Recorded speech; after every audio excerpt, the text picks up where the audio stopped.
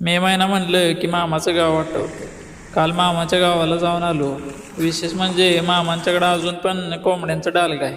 डालगं म्हणजे आम्ही सातारा भाषेत त्याला डालगं म्हणते. काही ठिकाणी खोराडं आणि वेगवेगळी काही नावं असतात. या बिचारीला वाटलं पाहुणं आलेत म्हणलं आपलं आहे नंबर. तिला म्हणलं घाबरू नकोस तू. तोपर्यंत दिसल्या शेणी. ह्या शेणी आता पावसाळ्यासाठी वापरल्या जातात चूल पेटवण्यासाठी.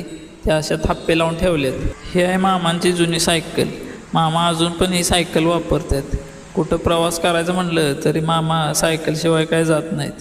कारण त्यांना मोटरसायकलवर बसायची भीती वाटते. जुनी साधनं जुनी लोक आता कमी होत चाललीत. मामा आमचा अजून पण टोपी वापरतात बाहेर जाताना. आजही त्यांनी EMT जपून ठेवली आहे. ही EMT बारक मामा चालवतात. मामाच्या गावच्या आठवणी जाग्या झाल्या असतील तर आपल्या पेजला फॉलो करा, व्हिडिओला लाईक करा आणि आपल्या गावगाडी यूट्यूब चॅनलला सुद्धा सबस्क्राईब करा. धन्यवाद.